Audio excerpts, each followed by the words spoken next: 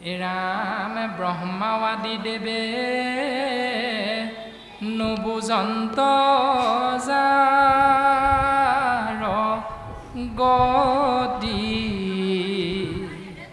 হেন ঈশ্বৰক মূৰ অলেখ প্ৰণতি।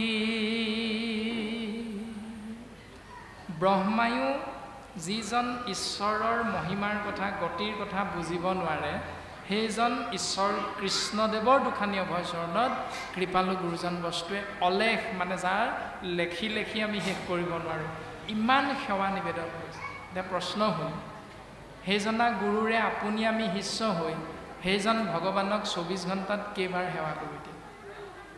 গুৰুজনাইতো কোটি কোটি সেৱা কৰিলে, গুৰুজনাই অলেখ সেৱা কৰিছে, গুৰুজনাই সহস্ৰবাৰ প্ৰণাম কৰিছে।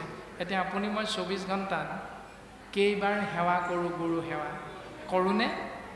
নকৰোঁ। আমাৰ বামুণীয়া পন্থত সেৱা কৰিব নাপায় এই বুলি হয়তো কোনোবা সমাজত আছে, ভাগৱতী সমাজত হয়তো আছে সন্ধিয়াহে সেৱা কৰিব লাগে, দিনত চাকি জ্বলাব নালাগে, দিনত সেৱা কৰিব নালাগে। এনেকুৱা ভাৱনাখিনি আমাৰ সমাজত প্ৰায় নীতি নিয়মলৈ পৰিৱৰ্তন হৈ গ'ল। কিন্তু গুৰুজনাই কৈছে সেইজন ঈশ্বৰৰ চৰণত কোটি কোটিবাৰ সেৱা নিবেদন। আৰু আপুনি আমি ২৪ ঘণ্টাত নামঘৰত গৈ মূৰটো দুৱাই ২ মিনিট কৃষ্ণস্তু ভগৱন্তক সেৱা কৰিবলৈ এফাকি মাত্ৰ ঘোষা গাবলৈ আপোনাৰ মোৰ সময় নাই। কিন্তু তিনিআলি চাৰিআলি বা বাছত উঠি টাউনত গৈ বজাৰ সমাৰ কৰাৰ কিন্তু সময় আপোনাৰ মোৰ হাতত ধৰি থাকে। এইখিনিয়ে হ'ল মনুষ্য হিচাপে আপোনাৰ আমাৰ অপৰাধ। শাস্ত্ৰৰ বিপৰীতে যোৱা দৰ্শনবিলাক আমি এনেকৈ পালন কৰি আছোঁ। এনেধৰণে প্ৰকাশ কৰি প্ৰথম কথা কৈছে যে শ্ৰীকৃষ্ণ আৰু উদ্ধৱৰ কুজিৰ গৃহলৈ গমন।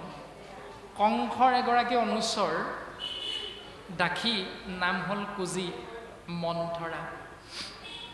সৌৰিন্ধি আছিলে, কুজিগৰাকীৰ নাম আছিল সৌৰিন্ধি। সেই সৌৰিন্ধি নামৰ কুজি বুঢ়ীয়ে কংসক সুগন্ধিযুক্ত চন্দনৰ ফুট দিবৰ বাবে আহি থাকোঁতে ভগৱন্ত কৃষ্ণ তত্ত্ব আৰু বলৰাম দুইজনে যেতিয়া বৃন্দাবন ক্ষেত্ৰৰ পৰা মথুৰালৈ আহিছিল অক্ৰূৰৰ লগত, আৰু মথুৰালৈ আহোঁতে সেই মথুৰাৰে ৰাস্তাতে সেই কুজি বুঢ়ীক লগ পাইছে। আৰু লগ পাওঁতে কুজিক সুধিছে, তুমি ইমান ধুনীয়া, তুমি হাতত লৈ অহা বস্তুটো ইমান ধুনীয়া গোন্ধাইছে, এইখিনি কালৈ আনিছা? তেতিয়া কুজিয়ে শুকাই কান্দিছে যে মোক আজিলৈকে কোনেও ধুনীয়া বুলি কোৱা নাই। মোৰ পিঠিৰে কুজটো দেখি মোক সকলোৱে নিন্দা কৰে, থুই পেলাই কপৰ্থনা কৰে। তুমিনো ক'ৰ পৰা আহিলা মোক ধুনীয়া দেখিব? মোক যে তুমি ধুনীয়া বুলি ক'লা। তেতিয়া কৃষ্ণ দত্তই কৈছে, তোমাৰ শৰীৰটোক মই ধুনীয়া বুলি নাই কোৱা নহয়, তোমাৰ অন্তৰখন হৃদয়খনৰ কথা কৈছোঁ মই। তোমাৰ হৃদয়খন ইমান ধুনীয়া, পিছে তুমিনো এইবিলাক বস্তু কালৈ আনিছা? তেতিয়া কুজিয়ে কৈছে যে মই ৰজা কংসলৈ আনিছোঁ, বোলে অকণমান আমাকো দিবা নেকি তাৰ ভাগ? তেতিয়া কুজিয়ে অকণমান সময়ো চিন্তা নকৰি যে ৰজাই যদি ইয়াৰ অকণমান কম পাই মোক মাৰিবও পাৰে, এইটো অকণো নাভাবি তৎক্ষণাত সেই সুন্দৰ চেহেৰাৰ শিশু ৰাম কৃষ্ণক, বলৰাম আৰু কৃষ্ণক চন্দনৰ ফুট পিন্ধাই দিলে। আৰু তৎক্ষণাত ভগৱন্ত পুৰুষে পৰশন মানে স্পৰ্শ কৰিলে এই কোচটোত, আৰু এগৰাকী দীপলিপ ৰূপৱতী যুৱতীলৈ ৰূপান্তৰিত হ'ল। কেৱল কৃষ্ণ তত্ত্বৰ দ্বাৰাহে এয়া সম্ভৱ। আৰু সেইকাৰণে গুৰুজনাই কীৰ্তন গ্ৰন্থত লিখিছে, মোকং কৰোতি বাচা লং পংগুং লংঘয়তে গিৰিম ইয়ত কৃপা তমহং বন্দে পৰমানন্দ মাধৱম। সেই মাধৱ, তোমাৰ যদি কৃপা হয় অন্ধজনেও দেখিব পাৰে, তোমাৰ যদি কৃপা হয় প্ৰভু খুৰাজনেও পৰ্বত বগাব পাৰে, কেৱল কৃষ্ণদেৱৰ কৃপাত। আৰু তাৰেই প্ৰমাণ দশম স্কন্ধৰ মধ্যম দশমত প্ৰথম এই দৰ্শনটো আমাক প্ৰকাশ কৰিলে যে কুজিয়ে কেনেধৰণে অপৰূপ কুৰূপ এৰি এক সুন্দৰ ৰূপৰ গৰাকী হৈ যাব পাৰিছে। ঠিক তেনেকৈ আমিও যদি ভগৱন্ত কৃষ্ণৰ একান্ত সেৱক হ'ব পাৰোঁ বা ভক্ত হ'বলৈ আমি নিজক আগবঢ়াই দিব পাৰোঁ কায় বাক্য মন, তেতিয়াহ'লে আপুনি ময়ো সমাজত সুন্দৰভাৱে সেই সৌৰিন্ধি নামৰ কুৰূপা কুজি ৰূপটো এৰি আপুনি ময়ো সৌন্দৰ্যতাৰ প্ৰতীক ৰূপে সমাজত প্ৰতিষ্ঠা লাভ কৰিব পাৰে। এই দৰ্শনখিনি ভাগৱতে আমাক প্ৰথম সিদ্ধান্ত দিলে। তাৰ পাছতে সিদ্ধান্ত দিছে বলৰাম আৰু উদ্ধৱৰ সৈতে শ্ৰীকৃষ্ণৰ অকুৰৰ গৃহলৈ গমন। অকুৰৰ গৃহত গৈ ভগৱন্ত পুৰুষে সিদ্ধান্ত গ্ৰহণ কৰিছে, ভক্তৰ মনোবাঞ্ছা পূৰণ কৰিছে। এনেধৰণে কথাখিনি আগবঢ়াই নি ভগৱন্ত পুৰুষৰ বৰ্তমান পদবন্ধে আমাৰ পাঠ হৈ গৈছে যে ভগৱন্ত পুৰুষৰ পুত্ৰ আছিল প্ৰদ্যুম্ন, প্ৰদ্যুম্নৰ পুত্ৰ আছিল অনিৰুদ্ধ। সেই অনিৰুদ্ধই শিৱৰ এজন মহাভক্ত, নাম হ'ল বান ৰজা বানাসুৰ। সেই বানাসুৰৰে নাতি উষাৰ লগত গন্ধৰ্ব বিবাহত লিপ্ত হৈছে আৰু সেই বিবাহৰ বাবে বান ৰজাই কৃষ্ণৰ নাতি অনিৰুদ্ধক বন্ধন কৰি ৰাখিছে। আৰু এই কথা গম পাই ভগৱন্ত কৃষ্ণ সহিতে বলৰাম দ্বাৰকাবাসীয়ে বান ৰজাৰ হাতৰ পৰা নাতিক উদ্ধাৰ কৰিবৰ বাবে যুদ্ধ যাত্ৰা কৰিছে।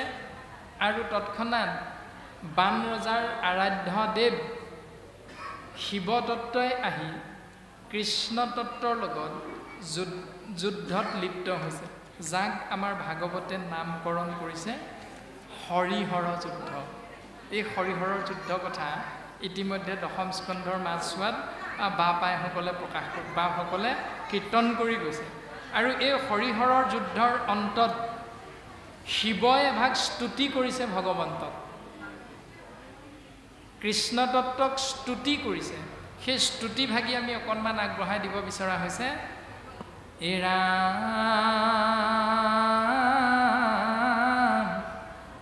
ও বাহুছে দভৈল দেখি দৌৰিল শংকৰ,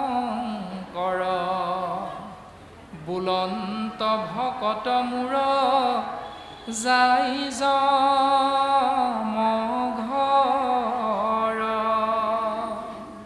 দেখিলে যে ভক্ত বানাসুৰৰ এখন সহস্ৰ হাত আছে। বানাসুৰৰ এখনকৈ হাত যেতিয়া ভগৱন্তৰ হৰত ভগৱন্তৰ লগত যুদ্ধত কটা গৈছে, তেতিয়া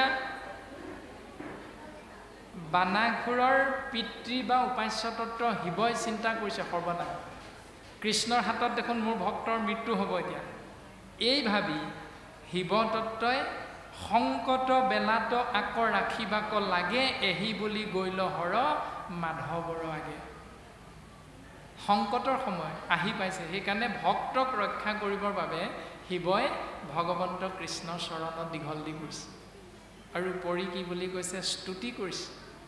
ৰাম দুই বাহু মেলি যাই ভকতক ৰাখি, মাধৱক স্তুতিবাক বুলিলন্ত ডাকি। হে প্ৰভু, তুমি শুনাচোন। এনেকৈ আগভেটি ধৰিছে শিৱই, নিজৰ হাত দুখন মেলি কৃষ্ণৰ আগত আগভেটি থিয় হৈ স্তুতি কৰিছে। ৰাখা ৰাখা প্ৰভু মোৰ ভকত প্ৰাণ, তুমি সেই ঈশ্বৰ মোৰ গতি নাহি আন। এতিয়া শিৱ ভগৱান হয় নহয়? উত্তৰটো স্পষ্টভাৱে ভাগৱতে দিছে যে শিৱই নিজে গৈ কৃষ্ণৰ চৰণত পৰি সেৱা নিবেদন কৰিছে, হে প্ৰভু তুমি ভকতৰ প্ৰাণ ৰক্ষা কৰা, মই ভগৱান নহয়, তুমিহে ঈশ্বৰ মোৰ উপাস্য তত্ত্ব তুমি প্ৰভু কৃষ্ণ। সেইকাৰণে তোমাৰ বাহিৰে জীৱৰ গতি দিব পৰা শক্তি দ্বিতীয় এজনৰ নাই। কোনে ক'লে? শিৱই। তেতিয়াহ'লে আমি যদি অন্যক উপাসনা কৰোঁ, তেতিয়াহ'লে শিৱৰ বাক্যকে আমি পালন নাই কৰা। এই দৰ্শনখিনি আমি প্ৰত্যেকেই অন্তত চিন্তা কৰাটো অতিব প্ৰয়োজন। ৰাম নাজানি তোমাতইটো যুঁজে মন্দ কৰ্ম বেদৰ গুপুত তুমি জাতু পূৰ্ণ ব্ৰহ্ম। হে প্ৰভু, তোমাক পৰম সত্য বস্তু বুলি চিনি নেপায় মোৰ ভক্ত বানাকুৰে তোমাৰ লগত যুদ্ধত লিপ্ত হ'ল।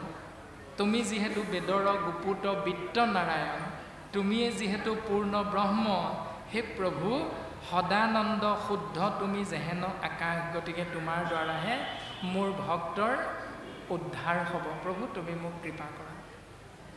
এইবুলি শিৱই সেৱা নিবেদন কৰিছে। এনেধৰণে সুন্দৰভাৱে কৃপালু গুৰুজন বস্তুৱে মধ্য দশমৰ মাধ্যমেৰে খুব সুন্দৰ দৰ্শন প্ৰকাশ কৰিছে যে প্ৰকৃততে সত্য কোন, অসত্য কোন, প্ৰকৃততে ঈশ্বৰ কোন, অনিশ্বৰ কোন, ইয়াৰ খুব সুন্দৰ দৰ্শন। আৰু তাকে আমি সমস্তজনে আশ্ৰয় কৰি জীৱন ধন্য কৰাৰ বাবে প্ৰয়াস কৰিবৰ বাবে কৃপালু গুৰুজন বস্তুৱে এই ভাগৱতৰ দৰ্শন আমাক দি থৈ গৈছে। হে ৰাম ৰাম পালিবাক লাগিয়া জগত সাজেবে, যদি বোলা জগত পালক তুমি হবে। ব্ৰহ্ম বুলি স্তুতি কেনে কৰিলা পূৰ্বতে, স্বজাতি বিজাতি মুত ভেদ কেনমতে। সৃষ্টিকৰ্তা হিচাপে তুমিয়েই, সংহাৰকৰ্তা হিচাপেও তুমিয়েই, তেতিয়াহ'লে তুমি কিয় স্বজাতি বিজাতি বুলি তুমি কিয় ভেদাভেদ কৰিব বিচাৰিছা প্ৰভু? অৰ্থাৎ অনিৰুদ্ধ তোমাৰ নাতি স্বজাতি, সেইকাৰণে তাক উদ্ধাৰ কৰিবলৈ তুমি বিজাতি বুলি মোৰ ভক্ত বানাসুৰক বধ কৰিবলৈ লৈছা। এইটো তোমাৰ কেনেকুৱা বিচাৰ প্ৰভু? তুমি আমাক কৃপা কৰা, তোমাৰ বাহিৰে কৃপা কৰা দ্বিতীয়জন নাই। আৰু শিৱৰ মনোবাঞ্ছা পূৰ্ণ কৰি ভগৱন্ত পুৰুষে সমস্ত জনাকে কৃপা কৰিছে। কিয়নো ভগৱন্ত কৃষ্ণ তত্ত্ব হ'ল ভকত বৎসল হৰি। সেইকাৰণে ভকত বৎসল হৰি হিচাপে ভগৱন্তই সমস্ত জনাকে কৃপা কৰে। আৰু আমি সমস্ত জনাকো উপদেশ প্ৰদান কৰিছে। ৰাম ৰাম এহিমতে জীৱেশ্বৰে অৱস্থা বৰ্ণাই, দেখাইলা সংসাৰে হৰি বিনে বস্তু নাই। এই সংসাৰত হৰি বিনে বস্তু নাই, কেৱল হৰিহে বস্তু, বাকী সকলো অবস্তু। তাৰমানে হৰিটো হ'ল অবস্তু, আত্মাৰূপী হৰি হ'ল বস্তু, কাৰণ আত্মাৰ কোনোদিন বিনাশ নাই। আৰু মই বুলি কোৱাৰ অধিকাৰ কেৱল আত্মাৰহে আছে। যদি মই বুলি কৈছোঁ আমি প্ৰত্যেকেই, তেতিয়াহ'লে মই মানে হ'ল আত্মা, মই মানে হৰিটো নহয়। যদি মই বুলি ভাবিছোঁ শুদ্ধ শাস্ত্ৰৰ ৰূপটোত, তেতিয়াহ'লে মই আত্মা, আৰু আত্মাৰ কোনোদিন মৃত্যু নাই। তেতিয়াহ'লে আপুনি মই ছমহীয়া বছৰীয়া কেলৈ পাতোঁ? আত্মাৰটো মৃত্যু নহয়। মৃত্যু নোহোৱা আত্মাৰ বাবে বছৰীয়া পতাৰ কথা ভাগৱতে এবাৰো নাই। সেই দৰ্শনটো মই মানে আত্মা, মই মানে হৰি নহয়। হৰিটো বিনা কি? ই অবস্তু, হৰিহে বস্তু, বাকী সকলোখিনি অবস্তু। অবস্তুৰ বাবে আপুনি মই দুখ কৰি লাভ নাই, অবস্তুৰ বাবে কিবা এটা কৰ্ম কৰিও লাভ নাই। কৰ্ম যদি কৰা কেৱল বস্তুৰ বাবেহে কৰিবা, চিন্তা যদি কৰা কেৱল বস্তুৰ কথা চিন্তা কৰা। এই দৰ্শনটো দিছে। ৰাম হেন ঈশ্বৰক নভজয় যিটো নৰে, তাংক নিন্দি স্তুতি বাণী বলিলা শংকৰে। সেইজন ঈশ্বৰ কৃষ্ণক চিন্তা নকৰা যিজন মনুষ্য আছে, তেওঁতকে দুৰ্ভগীয়া এই সংসাৰত দ্বিতীয়জন নাই। আৰু সেইসকলৰ প্ৰতি নিন্দা বাণী কৰি ভগৱন্ত কৃষ্ণৰ চৰণত শিৱদত্তই সেৱা নিবেদন কৰিছে। আৰু গুৰুজনাই আমাক উপদেশ দিছে, অ শুনা নৰ নাৰীটো মহাভাগৱত, শিৱৰ ভকতি দেখা কেনে দেখিও কৃষ্ণত। অ মহন্তেখে জানে মহামহন্তৰ মান, দুষ্ট দুৰ্মুখেখে নিন্দে নুবুজি প্ৰমাণ। মহন্তসকলেহে জানে এই তত্ত্ববিলাক, আৰু যিসকলে নাজানে তেওঁলোকক দুষ্ট বুলি কৈছে, আৰু দুমুখীয়াসকলেহে এইবিলাক নিন্দা কৰি কৰি ঘূৰি ফুৰে বুলি সিদ্ধান্ত দিছে। এই যে ভাগৱত মায়াশাস্ত্ৰ বুলি কয় কোনোবাই, ভাগৱতত ঢেৰ নিয়ম দিছে, সকলোবিলাক নিয়ম পালন কৰিব লাগে এনেকৈ এনেকৈ বুলি যে আমাৰ কৈ থাকে, এই দৰ্শনখিনি দুমুখীয়া। এই ৰামে কৃষ্ণেহে পৰম ইষ্ট দেৱ জগতৰ, ব্ৰহ্মা মহেশ্বৰো দেখা যাহাৰ কিংকৰ। ৰামে ধন জন গৰ্বত বৰ্বৰ কিনো জন, সেন কথা শুনিত ভুনুপজে চেতন। কৈৰ ধন জন মৰে তাহাৰ জঞ্জালে, কেতিক্ষণে ঘণ্টা লাৰি নিবে পৰ কালে। সদ্য প্ৰয়াত পুণ্যাত্মা জুবিন গাৰ্গৰ এটা বাক্য আপোনাৰ হ'ব জ্ঞাত। কৈছিলেনে, নিজৰ কাৰণে কি ৰাখিছে? কেৱল চিতাখন, বাকী সকলো ৰাইজৰ বস্তু ৰাইজক দি থৈ দিব।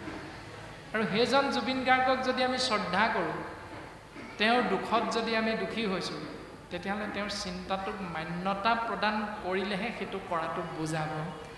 যদি তাৰ বিপৰীত নিয়মখিনিকে পালন কৰি থাকোঁ, আকৌ জুবিন গাৰ্গক ভাল পাওঁ বুলিও কওঁ, তেতিয়াহ'লে এইটোৱে হ'ল দুমুখীয়া নীতিটো। এইটো নীতিত কাৰো মংগল সাধন নহয়।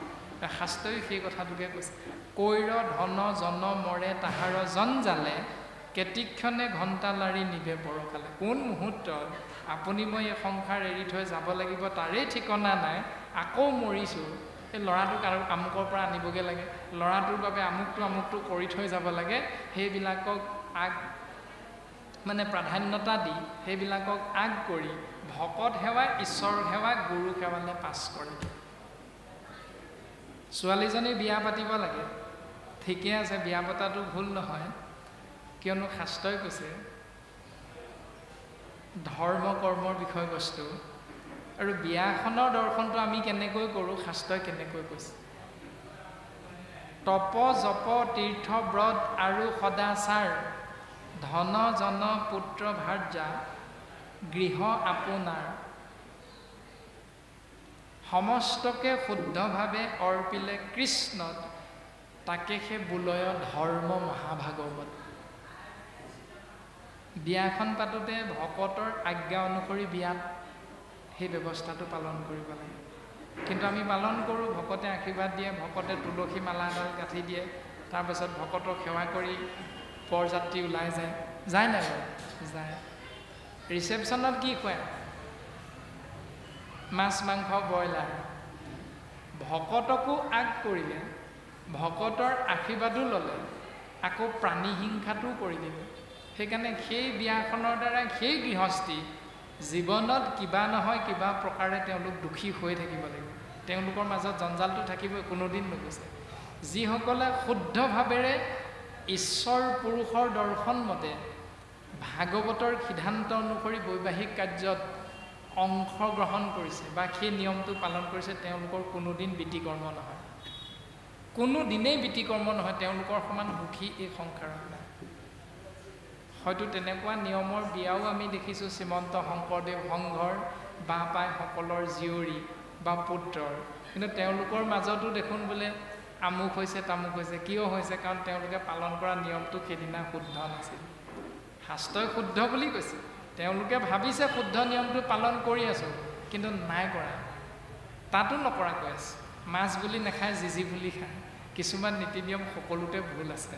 গতিকে আমি শুদ্ধ ৰূপটো আশ্ৰয় কৰিবলৈ হ'লে নিজকে অকণমান সাৱধানতা অৱলম্বন কৰিব লাগে বাবে আমি কষ্ট কৰিব লাগিব, কষ্ট স্বীকাৰ কৰিব লাগিব, ত্যাগ স্বীকাৰ কৰিব লাগিব। আৰু ভাগৱতে কৈছে মাধৱৰ চৰণ নধৰে আঁকুৱালি বুৰে তনু নাও গিলি আখে পাপ কলি। মাধৱৰ চৰণ নধৰে আঁকুৱালি, মাধৱৰ চৰণ আঁকুৱালি নলয়। দেউতাক নামাচাৰ্য কিন্তু পুত্ৰই কোনোদিন গুৰু সেৱা কৰাই নাই, অথচ সমাজভাগ শ্ৰীমন্ত শংকৰদেৱ শংকৰ। সেই পুত্ৰৰ বৈবাহিক কাৰ্য নিয়মটো শুদ্ধ হ'লেও তাৰ আচৰণটো ভুল হোৱাৰ কাৰণে তেওঁলোকৰ মাজতো আত্যান্তিক সুখৰ অভাৱ থাকি যাব। পঞ্চম স্কন্ধত ঋষভ প্ৰভুৱে তেওঁৰ 100জন পুত্ৰক লগত লৈ যেতিয়া ব্ৰহ্মাৱৰ্ত দেশলৈ গৈছিল, পঞ্চম স্কন্ধত সিদ্ধান্ত দিছে একদিনা পুত্ৰগণ লৈয়া ভগৱন্ত ব্ৰহ্মাৱৰ্ত দেশে পাছে প্ৰৱেশ ভৈলন্ত। এদিনাখন ঋষভ প্ৰভুৱে তেওঁৰ 100জন পুত্ৰক লৈ ব্ৰহ্মাৱৰ্ত দেশত গৈ প্ৰৱেশ কৰিছে। আৰু ব্ৰহ্মাৱৰ্ত দেশত আছে কি? ব্ৰহ্ম ঋষি দেৱ ঋষি আছে সভা কৰি প্ৰণামী বহিলা পুত্ৰ গণ সংগে কৰি।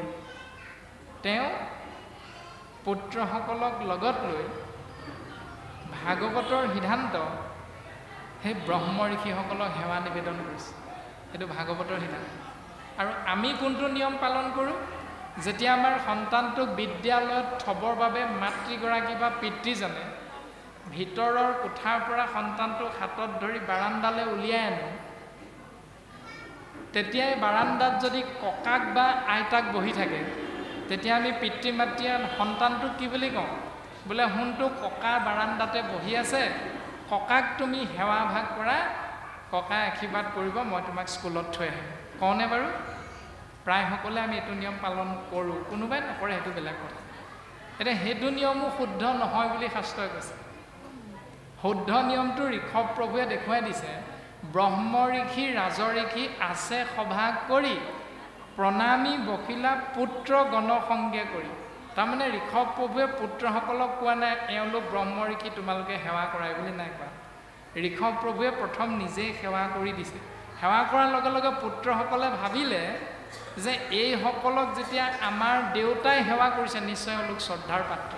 সেইকাৰণে দেউতাকৰ আচৰণটো পালন কৰি পুত্ৰসকলে আপোনা আপুনি মূৰটো দুৱাই সেৱা কৰিছে। এইটো শাস্ত্ৰৰ নিয়ম। এতিয়া আপুনি মই জ্যেষ্ঠজনক দেখিলে নিজেই সেৱা নকৰোঁ, কিন্তু সন্তানটোক কওঁ ককা সেৱা কৰা। এইটো হ'ল ভাগৱতৰ বিপৰীত নিয়ম। আমি পালন কৰোঁ আংশিক, কিন্তু শুদ্ধ নিয়মটো পালন নকৰোঁ।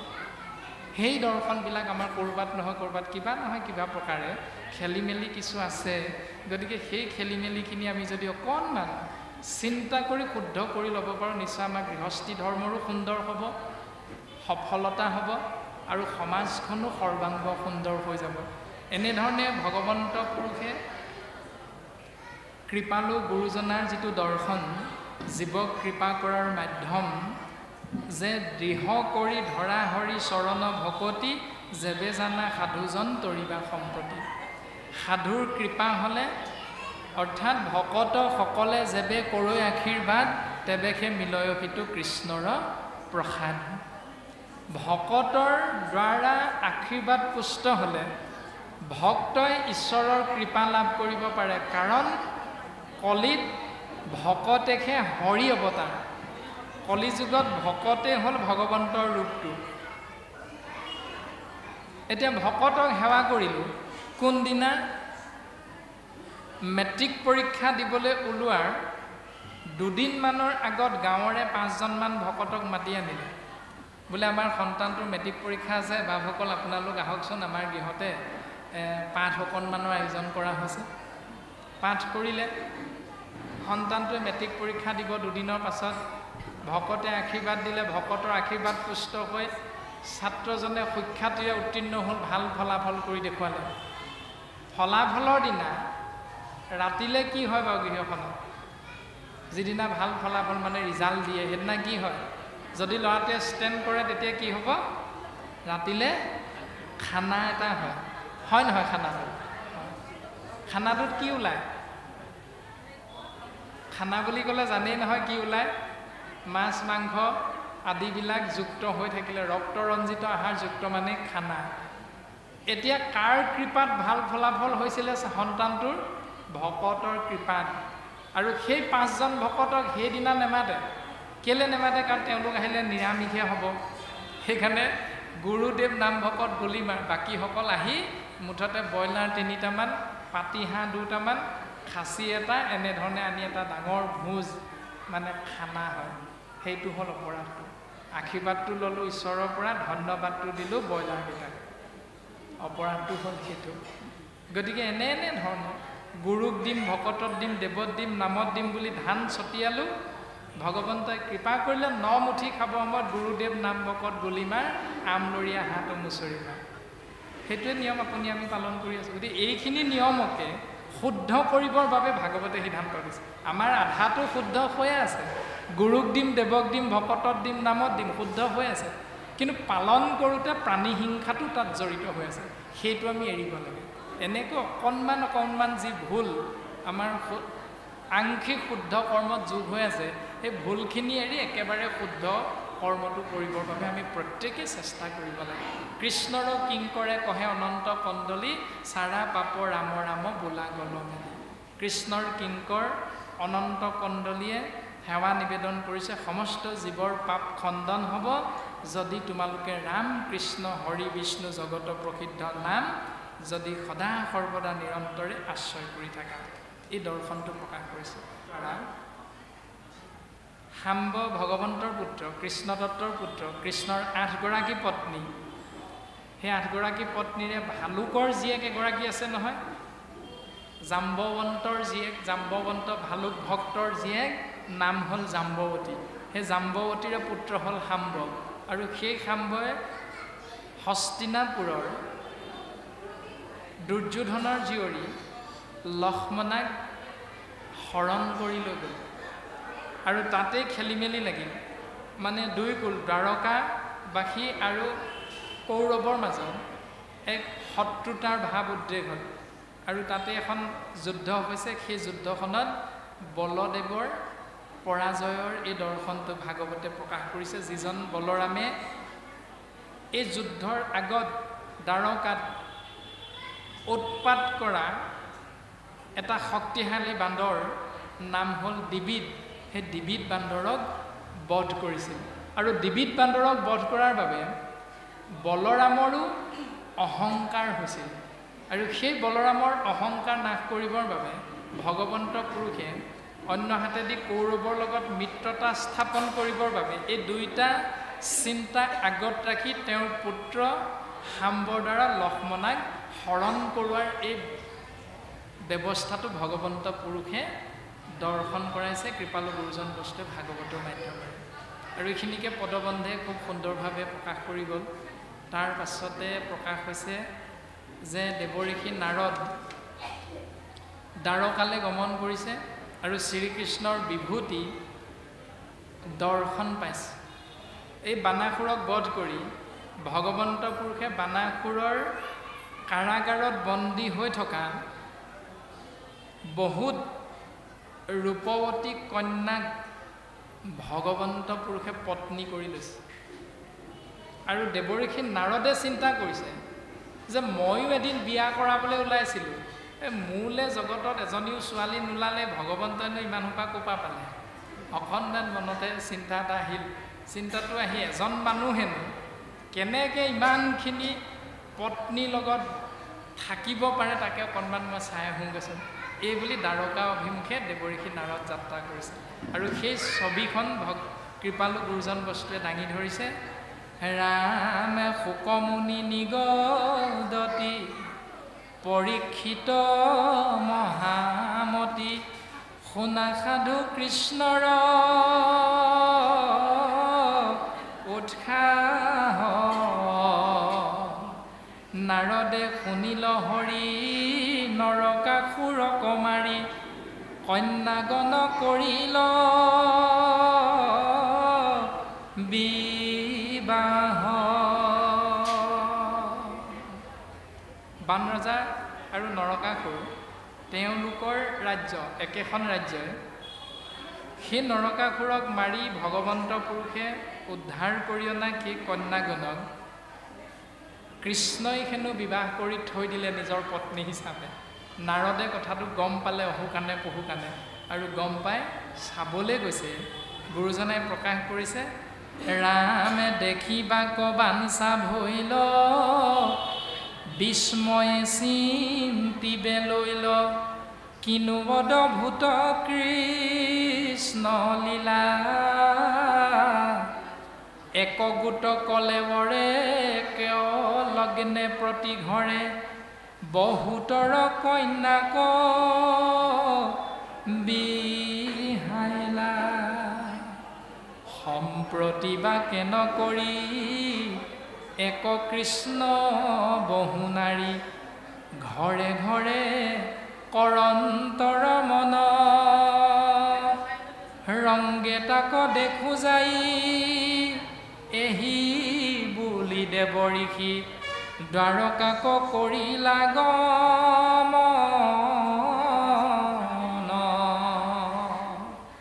এনেধৰণে দ্বাৰকালৈ গমন কৰিছে আৰু দ্বাৰকাত গৈ উপস্থিত হৈছে। দ্বাৰকাৰ শোভা সৌন্দৰ্যতা ভাগৱতৰ পদবন্ধে সুন্দৰভাৱে প্ৰকাশ কৰিছে যে ত্ৰৈলোক্যত শাৰতৰ কৃষ্ণৰ দ্বাৰকাপুৰী দেখিলা নাৰদ মুনিবৰ শাৰী শাৰী সুশোভন পুষ্পিত আৰাম বন নাদে পক্ষী গুঞ্জৰে ভ্ৰমৰ ৰুচিৰ নিৰ্মল জল হাৰি হাৰি সৰোবৰ প্ৰফুল্ল কমল মনোহৰে শংখ হাৰক পক্ষী নাদে পদ্ম মূল ভক্ষী কুমুদ কুসুমে কান্তি কৰে। ইমান সুন্দৰ বৈকুণ্ঠ মানে দ্বাৰকা নগৰ যে চাৰিওফালে শাৰী শাৰী ফুল আৰু সেই ফুলত বিভিন্ন পক্ষী বিভিন্ন জাতৰ ভোমোৰা পৰি মনৰ আনন্দত ফুলৰ লগত পাহিয়ে পাহিয়ে পৰি আনন্দ কৰি আছে। আৰু বিচৰা ধৰণে জল আপুনি আমি পান কৰিবৰ বাবে শাৰী শাৰীকৈ সৰোবৰ আছে আৰু সেই সৰোবৰবিলাকত সুন্দৰ সুন্দৰ সুগন্ধিযুক্ত পদুম ফুল ফুলি আছে আৰু সেই সৰোবৰৰ মাজত পদুম ফুলৰ মাজত ৰাজহাঁহ সাৰংগ পক্ষী পদ্মৰ মূল আহাৰ হিচাপে গ্ৰহণ কৰি কৰি সৰোবৰটোৰ অতিকৈ শোভা বৰ্ধন কৰিছে, জলক্ৰিয়া কৰি আছে। ইমান সুন্দৰ দ্বাৰকাপুৰী যে মাধৱৰ পুৰীখান বিশ্বকৰ্মা মহাজন শিল্প কৰ্ম জানে যত মানে মহাযত্ন মনে ধৰি নিৰ্মিয়া কৃষ্ণৰ পুৰী সবে সাজি থৈল একঠানে। এনেকৈ সুন্দৰভাৱে দ্বাৰকা নগৰ নিৰ্মাণ হৈছে বিশ্বকৰ্মাৰ দ্বাৰা কৃষ্ণৰ আজ্ঞাত আৰু সেই দ্বাৰকাতে গৈ দেৱঋষি নাৰদ উপস্থিত হৈছে।